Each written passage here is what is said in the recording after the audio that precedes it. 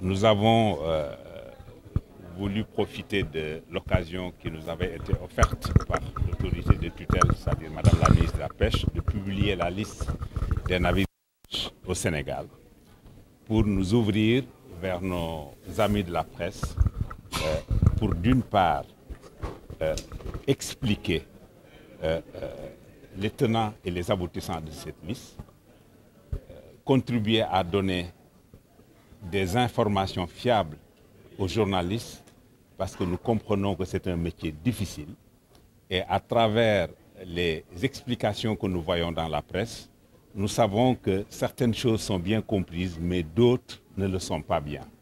Donc ça a été une occasion pour nous de clarifier, de donner des informations, d'assister et de montrer notre disponibilité pour qu'il y ait beaucoup plus de transparence, pour qu'il y ait beaucoup plus de redevabilité.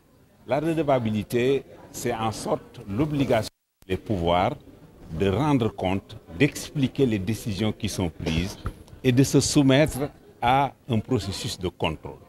Cela, c'est une notion extrêmement importante dans une démocratie et les journalistes, d'une manière générale, peuvent constituer le véhicule le plus fiable, le plus important pour éduquer les masses, pour donner les informations qu'il faut à nos populations. C'est le but de la rencontre aujourd'hui, organisée par le GAIPES et le Forum civil, pour un échange approfondi avec la presse sur la publication des listes des bateaux autorisés à pêcher dans notre pays. Vous avez écouté donc les présentations qui ont été faites et au-delà desquelles nous avons pu tirer un certain nombre d'enseignements. C'est-à-dire que des licences ont été données d'une manière peu conforme à la loi. Les lois ont été violées. Les ressources ont été dilapidées d'une manière sans commune mesure avec les capacités de renouvellement de celles-ci. Les licences, on les a données à des personnes qui n'en ont pas droit. Et ça, c'est une conviction. Les textes qui régissent notre pays, notamment le Code de la pêche et son décret d'application, ont été violés à plusieurs points pour donner des licences. Et c'est cette situation-là qui a créé une crise dans le secteur de la pêche et qui a affecté profondément aussi bien les industriels, mais particulièrement la pêche artisanale.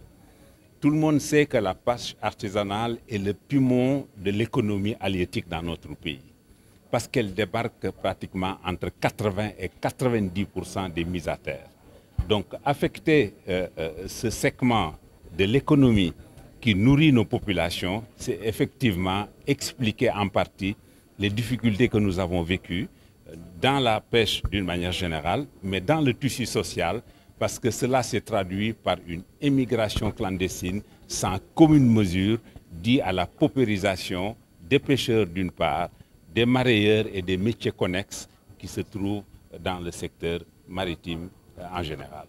Donc c'est cela que nous voulons justement essayer de trouver des pistes de solutions, attirer l'attention des nouvelles autorités sur la gravité de la situation et quelles sont les mesures que nous espérons qu'elles seront prises pour que cette situation revienne à la normale. Nous voulons simplement que les lois soient appliquées. Nous avons des lois, nous avons des règlements et quiconque doit pêcher au Sénégal doit le faire en conformité de ces lois. Si les lois sont appliquées, je crois que les problèmes seront résolus à grande majorité, si même on est tenté de croire qu'aucun texte n'est parfait. Mais appliquons d'abord ce qui est là. Ceux qui ne sont pas de droit dans les pêcheries doivent être sortis des pêcheries. Ça, c'est au moins le premier geste.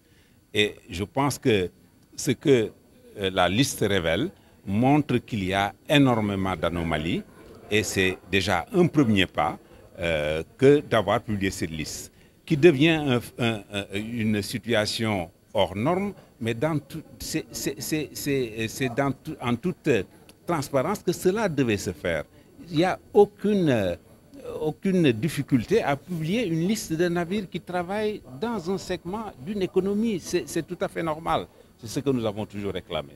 Maintenant, si on applique les lois, on verra que le secteur de la pêche redeviendra comme par avant, mais il faut se rendre compte que les ressources ont été profondément atteintes et que ce n'est pas en une année ou deux qu'on arrivera à reconstituer ce stock sur plusieurs espèces qui ont été massacrées par des bateaux qui n'avaient rien à faire dans notre pays. Vous savez que la pêche INN est une directive mondialement acceptée parce que les océans appartiennent à toute l'humanité. Donc tout ce qui procède dans les comportements à perturber ce cycle écologique et biologique doit être combattu. Et nous qui avons dans nos activités des possibilités d'exportation dans l'Union européenne, avons aussi une obligation de respecter et de faire respecter dans notre pays les conditions d'une pêche conforme à ce que tout le monde attend, c'est-à-dire une pêche durable. Donc l'Union européenne a constaté, comme nous, les acteurs, nous l'avons constaté, qu'il y a des actes délictuels ou en tout cas qui se sont passés dans le segment de la pêche, et la procédure de donner un carton jaune est une invite à discuter entre l'Union européenne et l'État du Sénégal pour que les corrections qui s'imposent soient prises afin que toutes ces prévarications qu'on a constatées dans le secteur soient corrigées dans un délai de 2 mois.